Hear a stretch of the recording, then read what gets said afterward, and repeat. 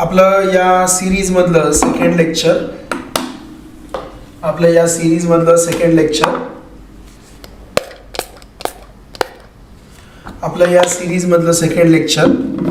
Okay.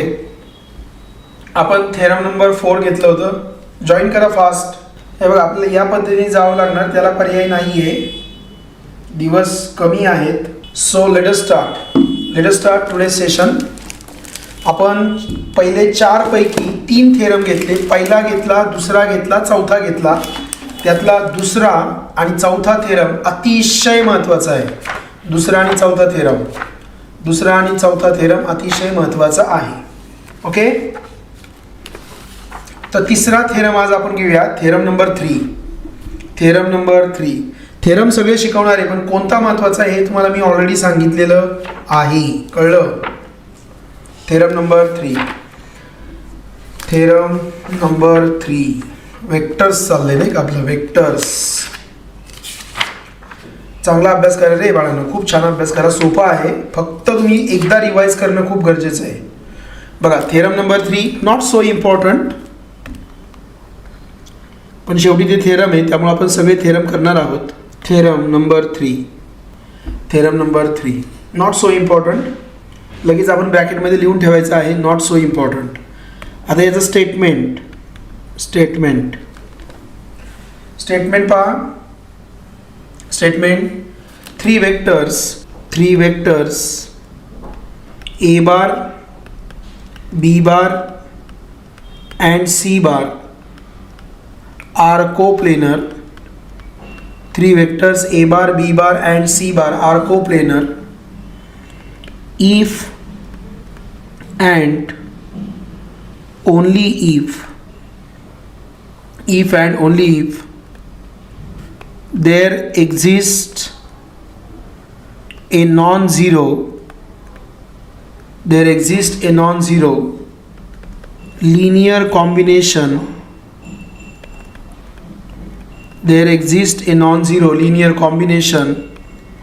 XA bar plus YB bar plus ZC bar equal to O bar with X, Y, Z is not equal to 0, 0. So this is the statement. 720p मध्ये बघा, 720 pixel, 720 pixels मध्ये बघा, छान दिसतं एकदम. 3 vectors A bar, B bar and C bar are coplanar if and only if. हे जे 3 vectors आहेत, these 3 vectors are coplanar. हे 3 वेक्टर्स कोप्लेनर आहेत. These 3 vectors are coplanar if and only if there exists a non-zero linear combination. ज्यावेळेस non-zero linear combination असते तेव्हाच ते coplanar असतात. तसे आपण पाहिलेलं आहे की वेक्टर्स कोप्लेनर केव्हा असतात, जेव्हा त्यांची लिनियर कॉम्बिनेशन असते. वेक्टर कोप्लेनर केव्हा असतात, जेव्हा त्यांचा बॉक्स प्रोडक्ट 0 असतो. हे सगळं आपण घेतलेलं आहे. ओके. आता पहिला घ्यायचा ओनली इफ पार्ट, म्हणजे नंतरचा घ्यायचा असेल, बरोबर ना? नाही, ओनली इफ पार्ट म्हणजे अगोदरचा घ्यायचा. इफ अँड ओनली इफ, जरा नीट बघा. इफ अँड ओनली इफ, मग ओनली इफ पार्ट म्हणजे नंतरचा पार्ट आहे आणि इफ पार्ट म्हणजे अगोदरचा पार्ट आहे. पण नंतरचा पार्ट प्रूव्ह करताना अगोदरचं घ्यायचं आणि पहिला पार्ट प्रूव्ह करताना नंतरचं घ्यायचं, असा तो सिक्वेन्स आहे. असं उलटं आहे ते. मग काय त्यांनी दिलं आहे, 3 vectors A bar, B bar, C bar are coplanar. 3 vectors A bar, B bar, C bar are coplanar, हे आपल्याला घ्यायचं आहे. ओके. आता यांनी काय केलं आहे, केस 1, केस 2 बऱ्याच भानगडी केलेल्या आहेत. लक्ष द्या. थेरम घेऊया आपण. बघा, proof only if part. If and only if मधला ओनली इफ पार्ट म्हणजे पुढच्यासाठी पहिलं only if part. Assume that A bar, B bar and C bar are coplanar. मी तुम्हाला काय म्हटलं, नंतरचा इफ अँड ओनली इफ मधला ओनली इफ हा सेकंड आहे. मग तो सेकंड प्रूव्ह करण्यासाठी काय करायचा, पहिला घ्यायचा. मग पहिलं काय दिलंय, A bar, B bar, C bar are coplanar. मग मी म्हणणार assume that A bar, B bar and C bar are coplanar. Assume that A bar, B bar, C bar are coplanar.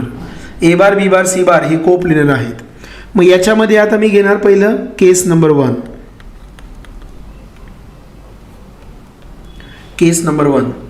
आता केस नंबर 1 मध्ये काय म्हटलंय, suppose that any two vectors A bar B bar C bar are collinear vectors say A bar and B bar. Easy, काय एवढं अवघड नाही आहे. आता वेक्टर्स आपल्याला 3 वेक्टर्स आहेत, ए बार बी बार आणि C bar. A bar B bar C bar, A bar B bar C bar हे कोप्लेनर आहेत. कोप्लेनर म्हणजे एकाच प्लेनमध्ये राहतात. याचा अर्थ त्याच्यातले 2 वेक्टर कोलिनियर असू शकतात. कोप्लेनर आणि कोलिनियरचा अर्थ समजून घ्या. कोप्लेनर म्हणजे काय, एकाच प्लेनमध्ये असणारे, आणि कोलिनियर म्हणजे काय, एकाच रेषेमध्ये असणारे. मग 3 एका प्लेनमध्ये, याचा अर्थ त्यातले कोणतेही 2 एका लाईनमध्ये आहेत असं आपण म्हणणार आहे, बरोबर. आणि जेव्हा कोलिनियर असतात तेव्हा ते एकमेकांचे काय असतात, scalar multiples.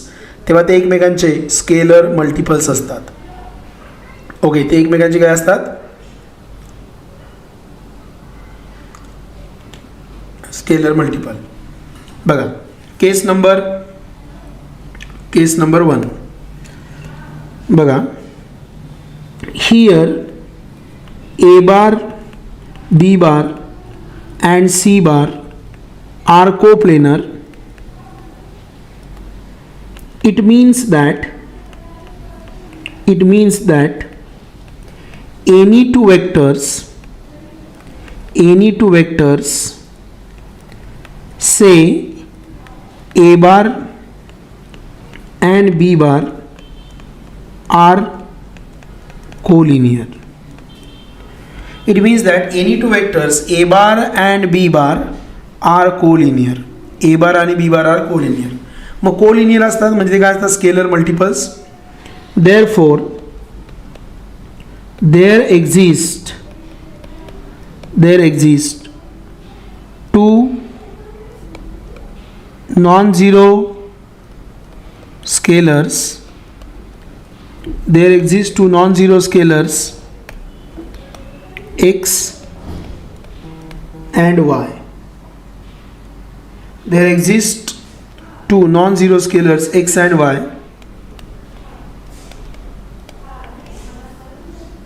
such that xa bar plus yb bar equal to o bar.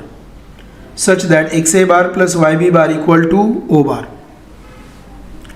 बघा लक्षात घ्या, हे 3 वेक्टर काय आहेत, कोलिनियर आहेत. 3 वेक्टर काय आहेत, कोप्लेनर. कॉन्सन्ट्रेट करा, पहिली लाईन सांगितली ते कोप्लेनर आहेत, म्हणजे याच्यातले कोणतेही 2 काय आहेत, कोलिनियर आहेत. कोलिनियर आलं का स्केलर्स आले. मग हे मी इक्वेशन मांडलं, X A bar plus Y B bar equal to O bar. X A bar plus Y B bar equal to O bar. आता याच्यात झेड लिहू शकतो ना मी, कसा, X A bar plus Y B bar plus 0 C bar plus 0 C bar equal to O bar.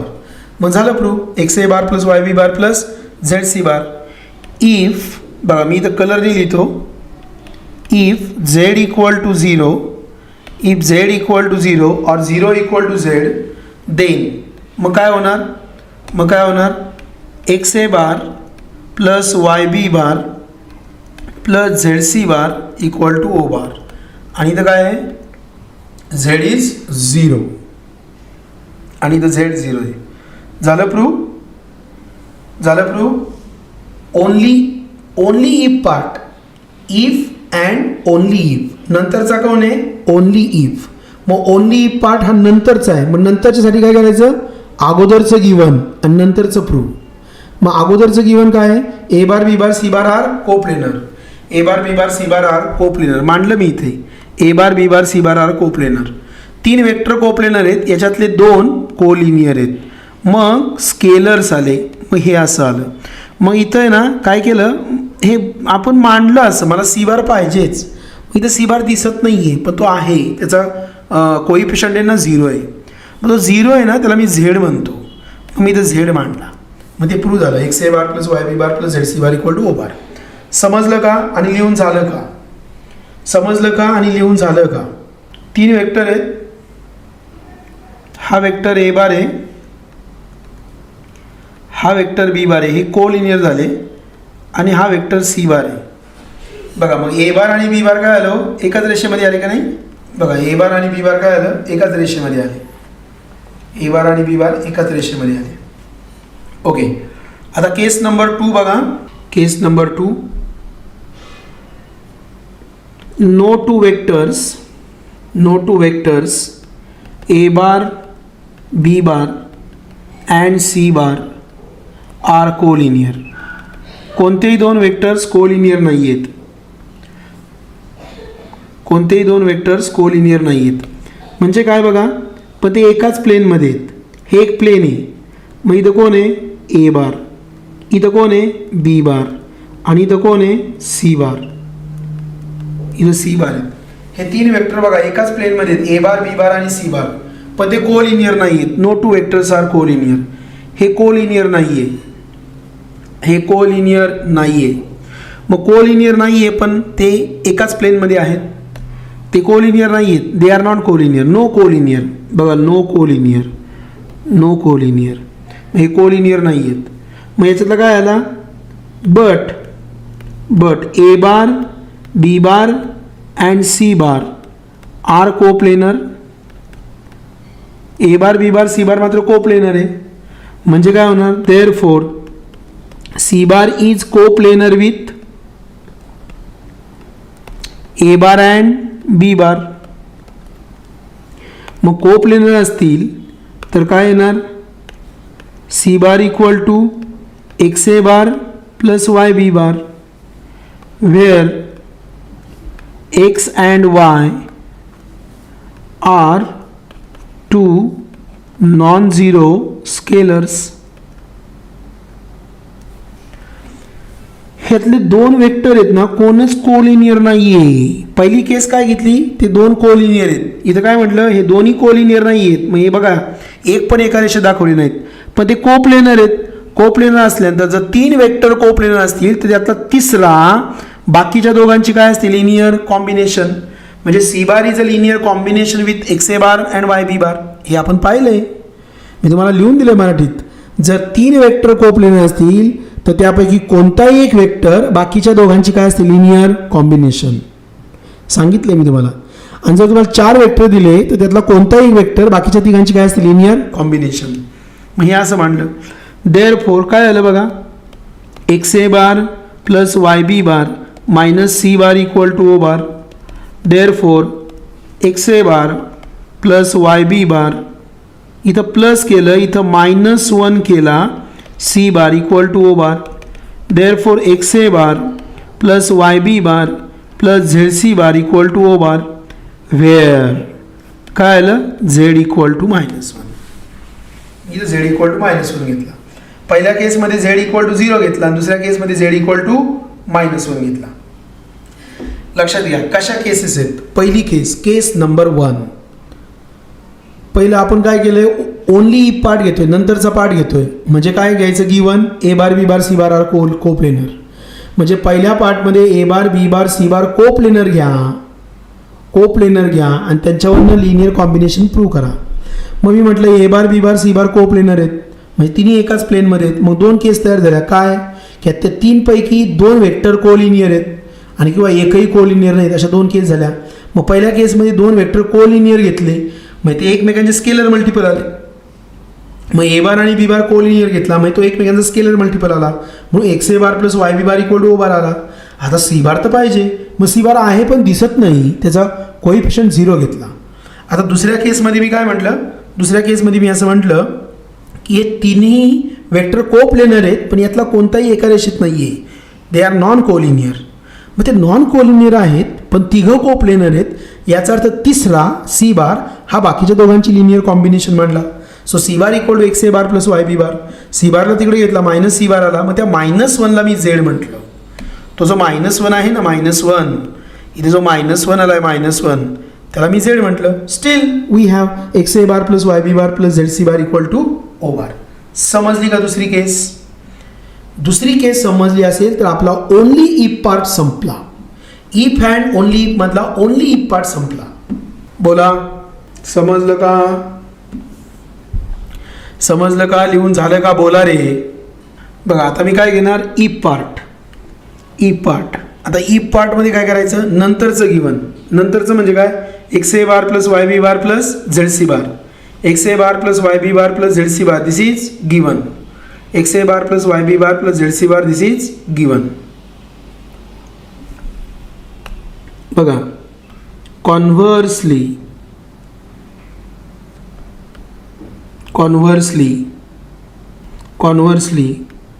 Suppose आता second part is given. What is second part? X A bar plus Y B bar plus Z C bar equal to O bar. This is given.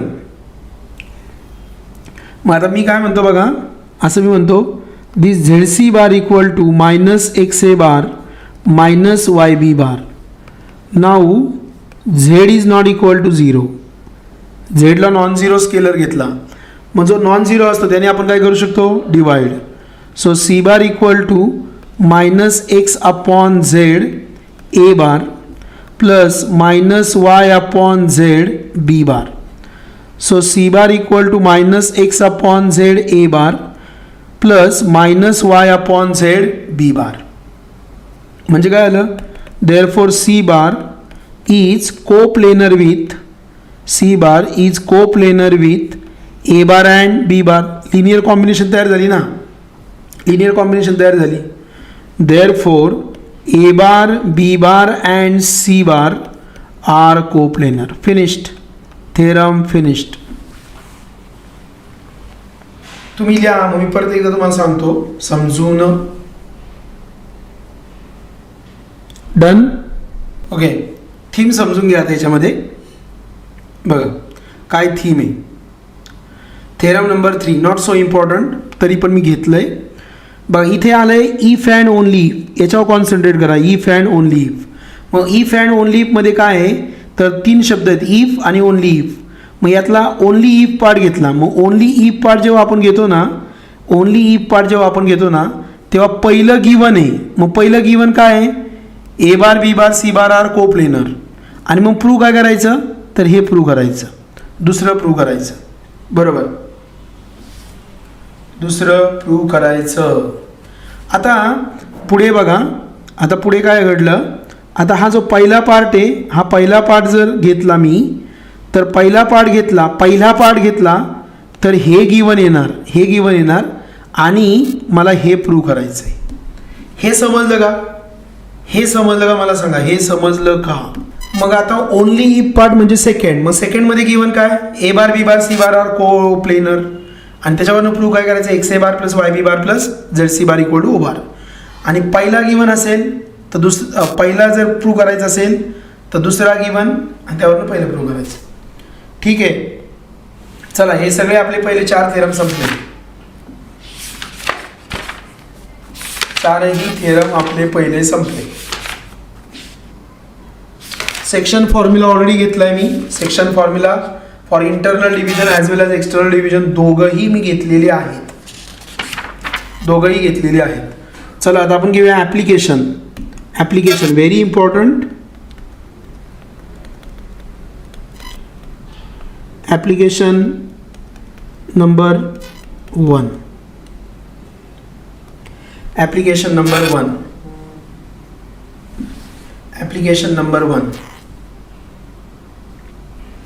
Application number 1. Prove that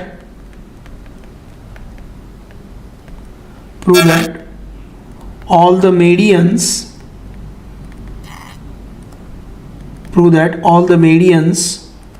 of a triangle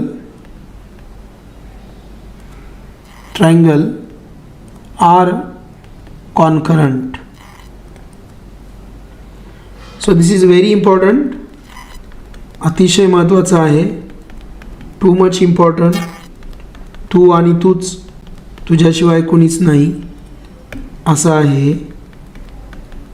so much important. Prove that all the medians of a triangle are concurrent. तर ट्रायंगलचे सगळे मेडियन्स काय असतात? Concurrent असतात. हे आपल्याला prove करायचं आहे. चला एक ट्रायंगल काढायचं आहे आपण.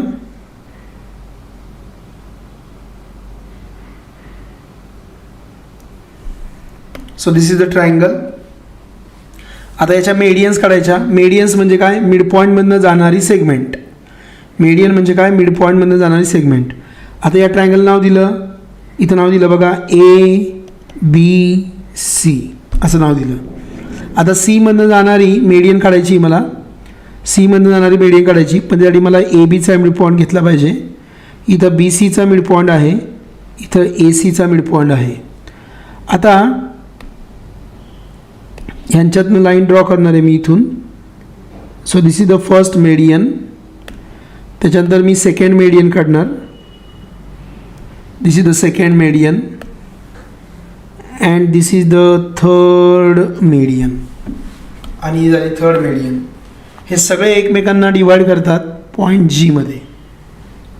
ओके, आता हा मिड पॉईंट आहे A B C D E F. Okay, diagram झाली का सांगा पटकन. मेडियन्स काढलेत म्हणजे हे आणि हे सेम आहे, हे आणि हे सेम आहे, हे आणि हे सेम आहे, because they are medians. So mid point आहेत ते. झालं. थोडं हे सोपं आहे त्याच्यामुळे थोडं जरा स्पीड घ्यायचं. याला हे सोपं आहे, याला थोडं स्पीड घ्यायचं. बघा, सुरुवातीला नेहमी पोझिशन वेक्टरनी सुरुवात करायची. Late A bar B bar, let A bar B bar C bar D bar E bar F बार. जी नाही घ्यायचा, जी नाही घ्यायचा, तो डायरेक्ट लिहायचा, जी मांडायचा नाही. Let A bar B bar C bar D bar E bar F bar be the position vectors, be the position vectors of the points A, B, C, D, E, F respectively. A, B, C, D, E, F respectively. Okay, ही पहिली first line. आता काय म्हणायचं बघा. Second, D, E and F are midpoints. हे काय आहेत midpoints. D, E and F are midpoints of sides AB, BC and AC respectively. D, E and F are midpoints of sides AB, BC and AC respectively. मग आता मला सांगा D हा कोणाचा mid point आहे. D is the mid point of AB. मग D bar काय येणार सांगा. By mid point formula, by mid point formula काय येणार. D bar equal to, D bar कोणाचा मिड पॉईंट आहे A चा आणि B चा. So A bar plus B bar upon 2. Okay, E bar कोणाचा मिड पॉईंट आहे तर बी सीचा. E bar equal to B bar plus C bar upon 2. आणि एफ बार कोणाचा मिड पॉईंट आहे A bar plus C bar upon 2. हे कळलं का. मिड पॉईंट फॉर्म्युला म्हणजे ॲव्हरेज. मिड पॉईंट फॉर्म्युला म्हणजे ॲव्हरेज. हे समजलं का. पटपट बोला.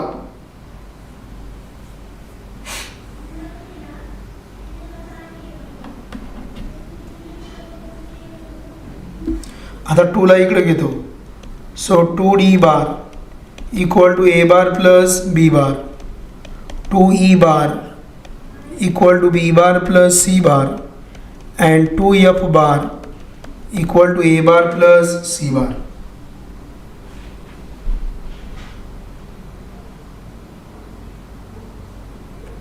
डन. ओके, आता पहिल्या इक्वेशनमध्ये ए बार आणि बी बारमध्ये कशाची कमतरता आहे सांगा. ए बार प्लस बी बारमध्ये कशाची कमतरता आहे. ए बार प्लस बी बारमध्ये कशाची कमतरता आहे. ए बार प्लस बी बारमध्ये कशाची कमतरता आहे. ए बार प्लस बी बारमध्ये काय कमी आहे. बी बार प्लस सी बार. यस, ए बार प्लस बी बारमध्ये सी बार कमी आहे. सी बार कमी, करेक्ट. मग आपण काय करूया, ॲड करूया.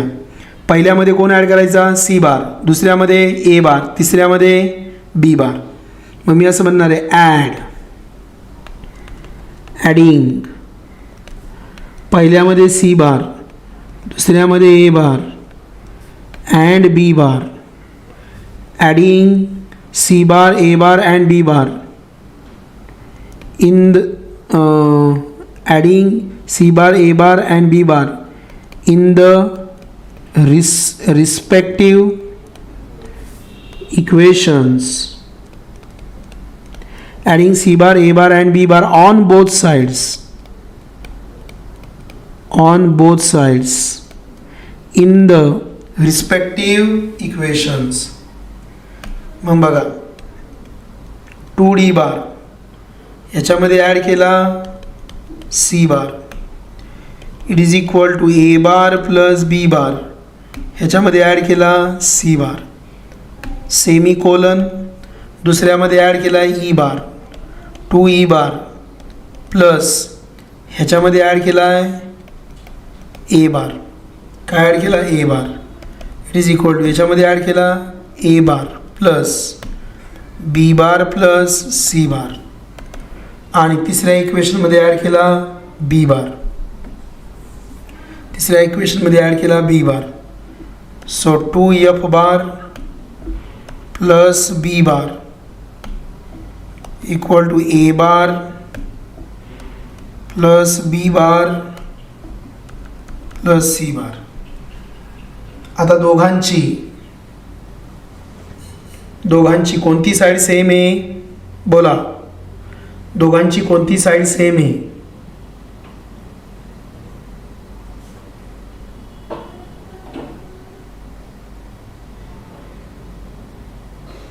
बोला, दोघांची कोणती साईड सेम आहे?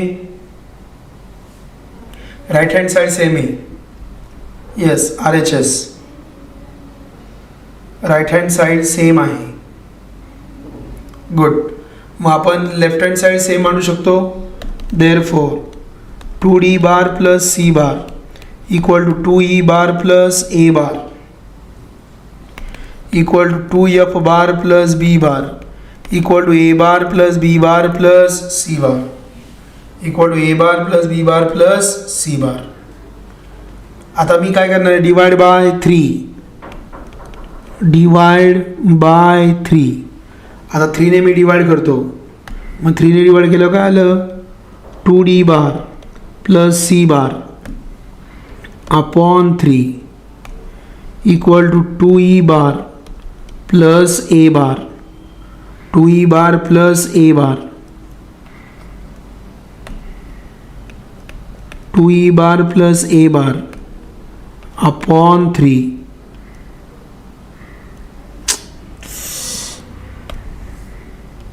Upon 3 equal to 2F bar plus B bar upon 3 equal to A bar plus B bar plus C bar upon 3. बरोबर. मग या सगळ्यांना मी काय म्हणतो? It is equal to G bar in bracket C. याला G बार म्हटलं, नाहीतरी तुम्हाला माहिती आहे हा काय सांगा? व्हॉट इज दिस? हा काय आहे? Centroid formula. हा सेंट्रॉइड फॉर्म्युला आहे. पण याच्यामुळे झालं काय? हा जो G आहे, दिस G डिवाइड्स. आता 2D बार प्लस C बार, 2D बार प्लस C बार आपण कसं वाटतो? पहिला D बार आणि नंतर C बार म्हणून काय म्हणतो? म्हणून काय म्हणतो आपण? G divides CD internally in the ratio 2:1. G divides AE internally in the ratio 2:1. हा जो G आहे ना, हा G काय करतोय? D बार C बार म्हणजे CD, E बार A बार म्हणजे AE, F बार B बार म्हणजे BE. बघा, G डिवाइड्स कोणाला होता? BF ला internally in the ratio 2:1. Therefore G divides every median in the ratio 2:1. Therefore all the medians therefore all the medians intersect at G. Therefore all the medians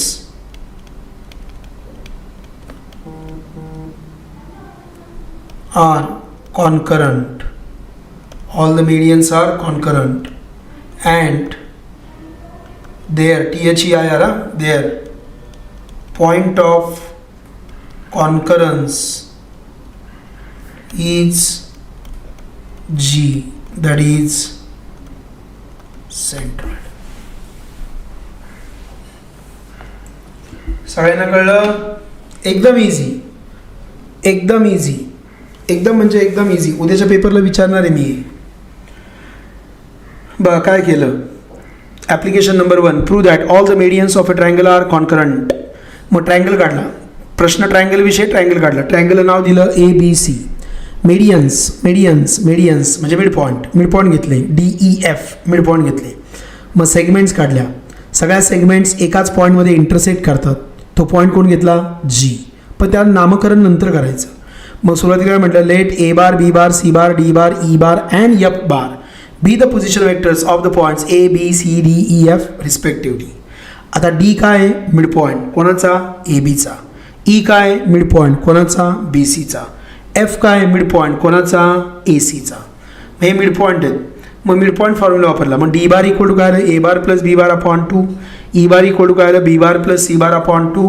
आणि F bar आला A bar plus C bar upon 2. 2ला तिकडे घेतला. 2D bar equal to A bar plus B bar. 2E bar equal to B bar plus C bar. 2F bar equal to A bar plus C bar. आता दोन्ही साईडला काय केलं? ज्याची कमतरता आहे, कमतरता, तो ॲड केला. A बार प्लस B बार आहे, कमी C बार आहे, मग दोन्ही साईडला C बार ॲड केला. त्याच्यानंतर कमतरता A बारची, दोन्ही साईडला A बार ॲड केला. नंतर कमतरता B बारची, दोन्ही साईडला B बार ॲड केला. ते कलरमध्ये दाखवलं. आता सगळ्यांची राईट हँड साईड सेम आली, A bar plus B bar plus C बार. मग मांडलं. आता काय केलं? सेक्शन फॉर्म्युला तयार व्हावा. 2:1. मग इथं 2 आहे आणि इथं 1 आहे. मग 2:1. मग 2 + 1 3. म्हणून सगळ्यांना काय केलं? 3ने डिवाइड केलं. मग 3ने डिवाइड केलं. म्हणून काय आलं की हा जो G आहे हा A bar plus B bar plus C bar upon 3 हा एकच पॉईंट आहे आणि तो G आहे. मग तो G काय करतो? ह्या CDला, ह्या AEला आणि ह्या BFला इंटरने डिवाइड करतो 2:1 मध्ये. म्हणजे G नावाचा एकच पॉईंट तिन्ही मेडियनला एकाच रेशोमध्ये डिवाइड करतो. एकच पॉईंट, एकच ratio, 3 median. 2:1. Okay. Therefore all the medians are concurrent. सगळ्यांना समजलं का? 3च मार्काला येतात, 3च मार्काला. जरा एकदा हो होऊन जाऊ द्या. बघा application number 2. Application number 2. This is also important. तीनही ॲप्लिकेशन महत्त्वाचे. 3 पैकी कोणाचा एकाचा नंबर लागू शकतो. Application number 2. Prove that all the angle bisectors prove that all the angle bisectors of a triangle are concurrent. Prove that all the angle bisectors of a triangle are concurrent. ट्रायंगलचे तीनही angle bisector काय असतात? Concurrent. ते आपल्याला prove करायचं आहे. Prove that all the angle bisectors of a triangle are concurrent. हे prove करायचं आहे. Again there is triangle. परत एकदा ट्रायंगल आहे. एक मिनटं, हा ट्रायंगल मध्ये काढायचा आहे मला. ट्रायंगल मध्ये काढायचं आहे. चला एक ट्रायंगल काढला मी. त्याला नाव दिलं ABC. आता त्याचा अँगल बायसेक्टर काढायचा. त्याचा अँगल बायसेक्टर काढायचा. एचा अँगल बायसेक्टर काढला. एचा अँगल बायसेक्टर काढला. ओके. आता एच्या समोर एक्स पाहिजे. एच्या समोरची बाजू काय घ्यायची? एक्स. लक्षात घ्या, एच्या समोरची एक्स घ्यायची. दुसरा अँगल बायसेक्टर काढणार आहे मी. ओ नो,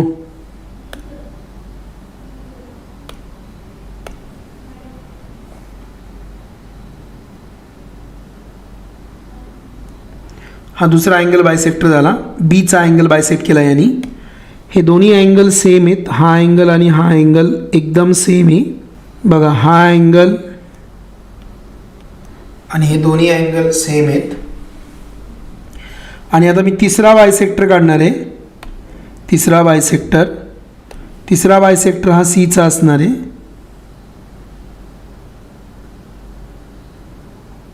तो बरोबर इथून गेला बघा. आणि हा अँगल आणि हा अँगल कसा आहे? सेम आहे. आता यांना तीच नावं द्यायची. नाव काय चेंज होत नाही. हा डी आहे, हा ई आहे आणि हा एफ आहे.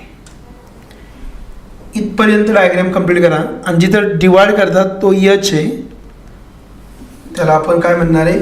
एच बार नंतर. ओके, डायग्राम झाली आहे.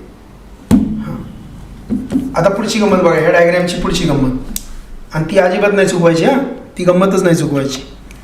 बघा, लक्ष द्या, सगळ्यांनी लक्ष द्या. एच्या समोरची लेंथ आहे ना एक्स घ्यायची. एच्या समोरची लेंथ एक्स घ्यायची. हा बी सी आहे ना, हा एक्स घ्यायचा. हा बी सी जो आहे ना तो एक्स घ्यायचा. बघा, हा जो बी सी आहे तो एक्स आहे. हा बी सी एक्स आहे. एच्या समोर एक्स घ्यायचा, बीच्या समोर वाय घ्यायचा. बीच्या समोरची जी लेंथ आहे ना ए सी, ह्याला काय घ्यायचं? वाय घ्यायचं.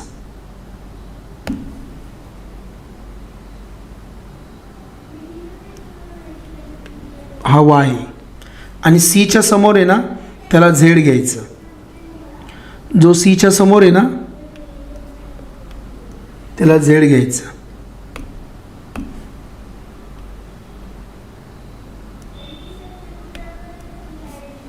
हा Z.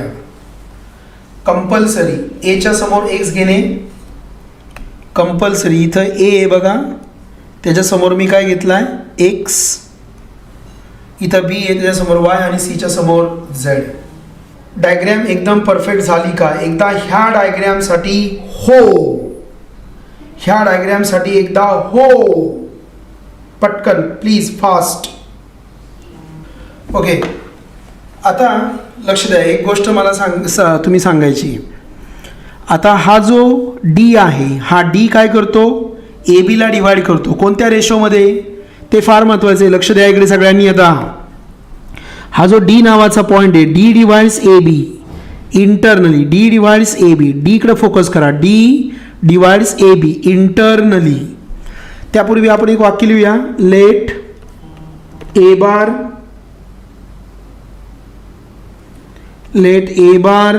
B bar C bar.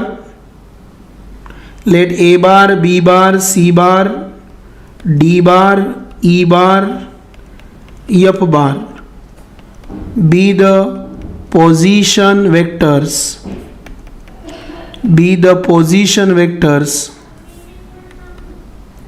of the points A, B, C, D, E and F respectively.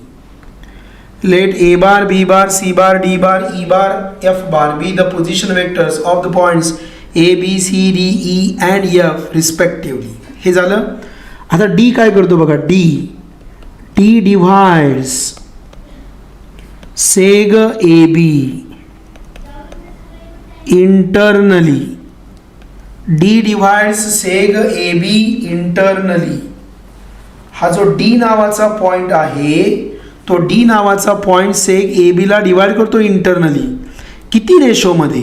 तो फार इंटरेस्टिंग आहे. लक्षात घ्या कसा मांडायचा. हा जो एडी आहे, हा एडी कोणाच्या जवळ आहे? हा एडी कोणाला कनेक्ट आहे?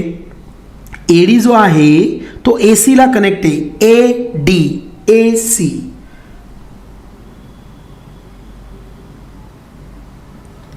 ए डी जो आहे तो ए सीला कनेक्ट आहे, म्हणजे इथं कोणाला वाय. हा जो बी डी आहे बी डी तो बी सीला कनेक्ट आहे, म्हणजे कोणाला एक्स. असं लक्षात ठेवायचं. बघा, D divide seg A B internally in the ratio y as to x. आता ई डिवाइड्स सेग कोण B C internally in the ratio. आता हा ई डिवाइड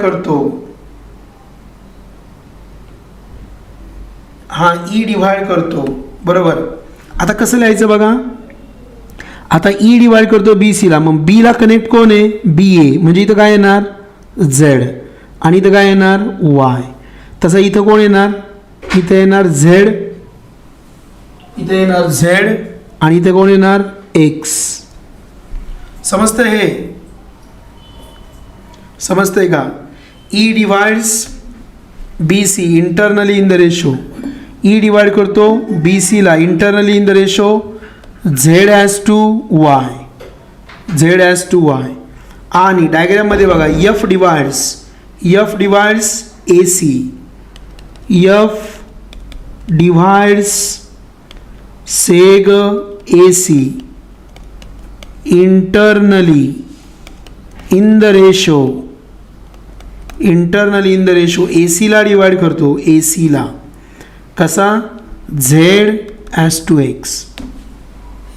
मला सांगा तुम्हाला रेशो कळलाय का, रेशो कळलाय का. नसेल कळलं तर बघा इकडे मी एकच तुम्हाला दाखवतो, एकाच डायग्राममध्ये हा डिवाइड करतो पॉईंट, मग हा कोण आहे, हा एक्स आहे, हा वाय आहे, मग हा कनेक्शन आहे, हे कोण कनेक्शन याचं आहे ना, मग हा कोण आहे वाय. बघा हा पाहिजे मला, मग याचं कनेक्शन याच्याशी आहे, मग इथं वाय मांडला.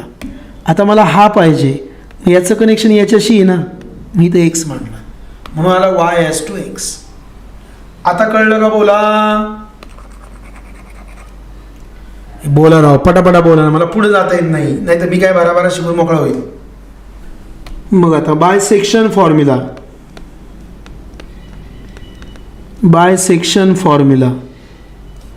For internal division. कोण डिवाइड करतोय डी, मग डी बार इक्वल टू कोणाला डिवाइड करतो ए बीला, मग पहिला कोण मांडायचा बी बार प्लस नंतर कोण मांडायचा ए बार. वाय ॲज टू एक्स, बीच्या सोबत वायच येणार लक्षात घ्या, वाय बी बार आणि x A bar divided by Y plus x. पुढं कोण आहे ई डिवाइड करतो, जो डिवाइड करतो त्यासाठी इक्वेशन मांडायचं ई बार. कोणाला डिवाइड करतो बी सीला, मग पहिला कोण मांडायचा सी बार नंतर कोण मांडायचा बी बार.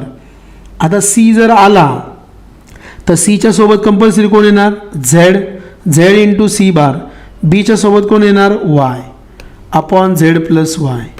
आणि तिसरा डिवाइड कोण करतो एफ बार, कोणाला डिवाइड करतो ए सीला डिवाइड करतो ना, मग सी बार पहिला आणि नंतर ए बार.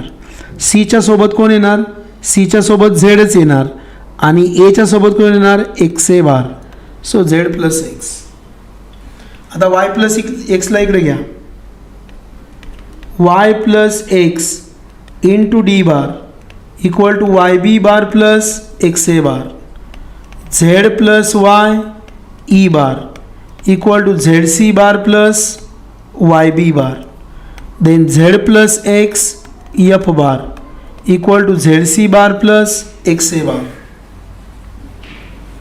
आता ह्या पहिल्या इक्वेशनमध्ये कोण कमी आहे, याच्यामध्ये एक्स ए बार आहे, याच्यामध्ये वाय बी बार आहे, याच्यामध्ये कोण नाही आहे झेड सी बार, याच्यामध्ये झेड सी बार नाही आहे, याच्यामध्ये एक्स ए बार नाही आहे, याच्यामध्ये वाय बी बार नाही आहे. एवढे नाही आहेत, पण नाही आहेत ना तेवढे मी ॲड करणार आहेत. बघा जे नाहीत ते मी ॲड करणार आहे दोन्ही साईडला. मगाशी जसा ए बार आणि बी बार आणि सी बार ॲड केलं तसंच मग मी काय म्हणणार आहे बघा adding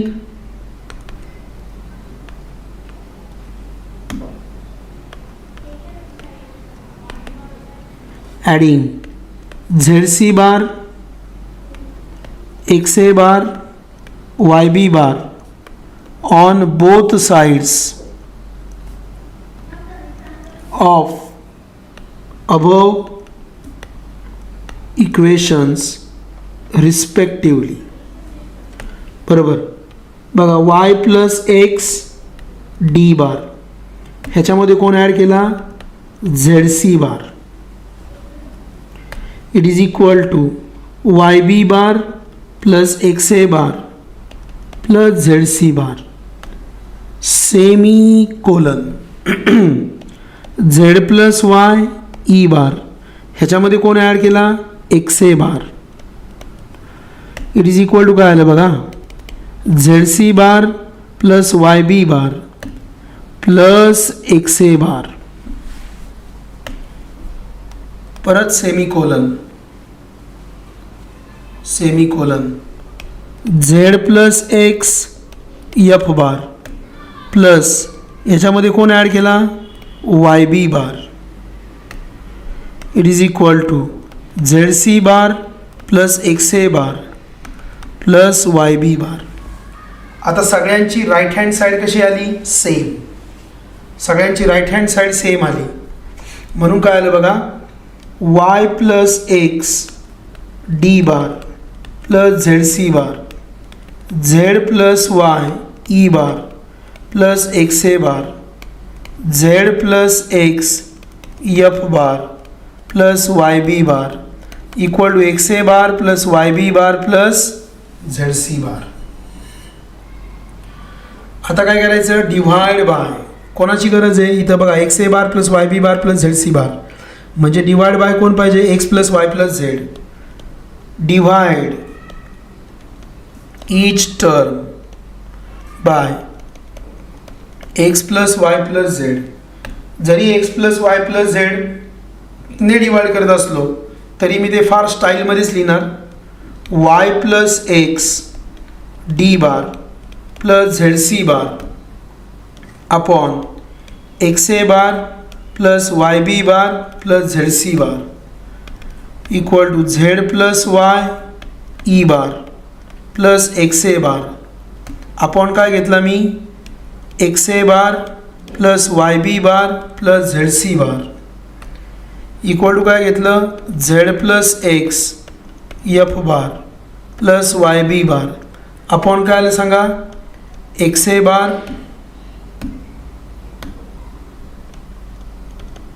plus YB bar plus ZC bar. It is equal to XA bar plus YB bar plus ZC bar upon काय आलं XA बार सॉरी ओ चुकलं x plus y plus z नी डिवाइड करायचं आहे. हो तुम्ही पण नाही सांगितलं मला. x plus y plus z x plus y plus z x plus y plus z x plus y plus z. आता जरा स्टाईलमध्ये लिहूया y plus x D bar plus ZC bar upon y plus X plus Z plus y E bar plus XA bar upon Z plus y plus x Z plus x F bar plus YB bar upon Z plus X plus y equal to XA bar plus YB bar plus ZC bar upon x plus y plus z and it is equal to हा h bar आहे in bracket C. आले का इथपर्यंत सगळे. बघा incentre of a ट्रायंगलचा formula हे विचारलं होतं HRMला परीक्षेला. HRMच्या पेपरमध्ये हा क्वेश्चन होता पण अँगल बायसेक्टर फार रेअरली येतं परीक्षेला. झालं का बोला. ह्याच्यावरून काय आलं therefore H in bracket H bar divides seg पहिली कोण CD दुसरी कोण AE तिसरी कोण BF internally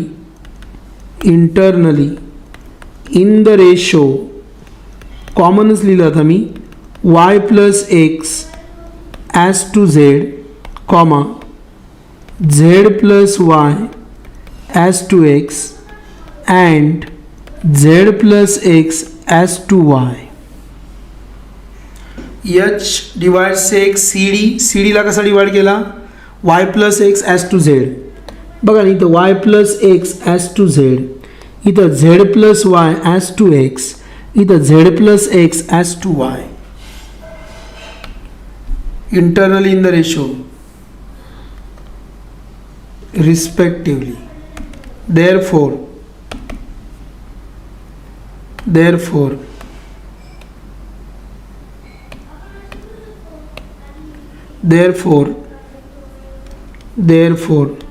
h in bracket h bar divides all the angle bisectors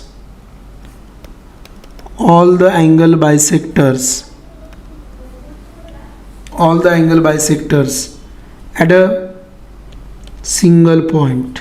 असं वाक्य नाही येणार, हे खोडा. ऑल द अँगल बायसेक्टर्स असं नाही येणार. Therefore all the angle bisectors divides each other at a single point h in bracket h bar. Therefore all the angle bisectors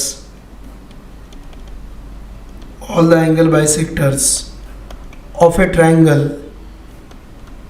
are concurrent. Hence proved. याच्यामध्ये काय केलं आपण section formula for internal division वापरला आहे. Section formula for internal division याच्यामध्ये एकच पथ्य पाळायचं, ते म्हणजे बघा the most important thing is that. What is the most important thing? सगळ्यात महत्त्वाची, एच्या समोर एक्स घेणे, बीच्या समोर वाय घेणे आणि सीच्या समोर झेड घेणे. हे फार महत्त्वाचं आहे. दिस इज व्हेरी इम्पॉर्टंट. कळलं सगळ्यांना? सगळ्यांना कळलं का? एकदाच सांगून टाका मला, समजले म्हणून. डायग्राम फार महत्त्वाची आहे, खूप सुंदर डायग्राम मी काढली आहे. आज आपण काय घेतलं? एक थेरम घेतलं. आज आपण हे थेरम घेतलं, थेरम नंबर 3 घेतलं. थेरम नंबर 3 झाल्यानंतर मी काय घेतलं? All the medians of a triangle are concurrent. त्याच्यानंतर मी काय घेतलं? त्याच्यानंतर मी घेतलं all the angle bisectors are concurrent. आणि पहिलं घेतलं all the medians of a triangle are concurrent. आता आपलं उरलं आहे काय? आल्टिट्यूड उरलं आहे, सेमी सर्कल उरलं आहे, पॅरलोपिपेड उरलं आहे. एवढे 3 उरलेत. ते 3 आपण पुढच्या लेक्चरला घेऊ. लक्षात घ्या कसं आहे, थोडं समजून घ्या मी काय सांगतोय. थोडे काही मिनिट्स द्या मला. बघा पहिला चॅप्टर जो आहे लॉजिक, लॉजिकमध्ये काहीच नाही आहे, थेरम नाही आहे लॉजिकमध्ये. मॅट्रायसेसमध्ये थेरम नाही आहे. तिसरं, लॉजिकमध्ये थेरम नाही आहे, मॅट्रायसेसमध्ये थेरम नाही आहे. यस, ट्रिग्नॉमेट्रिक फंक्शनमध्ये थेरम आहे. Sine rule, cosine rule, projection rule, half angle formula, Napier's analogy, एवढे सगळे थेरम्स आहेत. पेअर ऑफ लाईन्समध्ये 2च थेरम आहेत. दोन्ही माझे शिकून झालेले आहेत. हे माझं बाकी आहे, रिमेनिंग. ओके, पेअर ऑफ लाईन्सचे 2 थेरम आहेत. वेक्टर्समध्ये बघा 1, 2, 3, 4 थेरम. त्यातलं दुसरं व्हेरी इम्पॉर्टंट, चौथं व्हेरी इम्पॉर्टंट. म्हणजे याला 2-2 स्टार केले तर याला 1 स्टार येईल, याला काय स्टार येणार नाही. त्यानंतर पॅरलोपिपेडचं एक थेरम आहे. आणि ॲप्लिकेशन बघा, मेडियनचं एक ॲप्लिकेशन आहे, अँगल बायसेक्टरचं एक ॲप्लिकेशन आहे, आल्टिट्यूडचं एक ॲप्लिकेशन आहे, सेमी सर्कलचं एक ॲप्लिकेशन आहे. एवढे ॲप्लिकेशन आहेत वेक्टरमध्ये. लाईन अँड प्लेनमधलं थेरम येणारच नाही परीक्षेला. लाईन अँड प्लेनमधलं थेरम नाही येणार. लाईन अँड प्लेनमध्ये थेरम आहे पण नाही. आणि 7वा LPPमध्ये थेरम नाही. LPPमध्ये थेरम नाही. डिफरन्शिएशनमध्ये थेरम आहे 1 2 3 तिन्ही झालेत, तिन्ही तोंडपाठ आहेत. यापैकी एक परीक्षेला हमखास येणार आहे. ॲप्लिकेशन ऑफ डिफरन्शिएशनमध्ये थेरम नाही. इंटिग्रेशनमध्ये थेरम आहे and they are very important. सगळे माझे शिकून झालेत. त्याच्यानंतर डेफिनाईट इंटिग्रलमध्ये प्रॉपर्टीज आहेत, सगळ्या माझून शिकून झाल्यात, व्हेरी इम्पॉर्टंट. त्याच्यानंतर area under the curve theorem नाही. त्याच्यानंतर डिफरन्शियल इक्वेशन थेरम नाही. प्रोबॅबिलिटी डिस्ट्रीब्युशन थेरम नाही. बायनोमियल डिस्ट्रीब्युशन थेरम नाही. मग थेरम कशा कशामध्ये आहेत बघा. थेरम आहे ट्रिग्नॉमेट्रिक फंक्शनमध्ये, थेरम आहे पेअर ऑफ लाईन्समध्ये, वेक्टर्समध्ये, थेरम आहे डिफरन्शिएशनमध्ये, थेरम आहे इंटिग्रेशनमध्ये, डेफिनाईटची प्रॉपर्टी. हे सगळे मिळून 12 मार्कला आहेत. हे सगळे मिळून 12 मार्कला आहेत. आपल्याकडे ऑप्शन कोण आहे. Trigonometric function, pair of lines, vectors, बरोबर, डिफरन्शिएशन, इंटिग्रेशन आणि डेफिनाईट इंटिग्रल. म्हणजे 6 चॅप्टरमध्येच थेरम आहेत. आणि थेरम किती मार्काला आहेत. 12. 12 मार्काला थेरम आहेत. 12 मार्काला थेरम आहेत. 12 मार्काचे थेरम आहेत. 12 पैकी 12 मार्क पडलेच पाहिजेत. सेक्शन डी थेरमवरतीच आहे सगळा. सेक्शन डी थेरमवरतीच आहे. सेक्शन डी थेरमवरतीच आहे. त्याच्यामुळे सेक्शन डीमध्ये आपल्याला 5 सोडवायचे आहेत. सेक्शन डीमध्ये आपल्याला 5 सोडवायचे आहेत. त्यातले जर 3 थेरम तुम्ही सोडवले तर तुम्हाला फक्त 2च प्रश्न सोडवायचे, हे लक्षात घ्या. आणि सेक्शन डी किती मार्काला आहे. 20. म्हणजे 6 लेसनमध्येच थेरम आहेत. आपण प्रत्येक लेक्चरच्या शेवटी हे गणित मांडणार आहोत, मॅथमॅटिक्सचं गणित, आणि त्यातनं आपण पुढे जाणार आहे. ओके, चल इथं थांबूया आपण.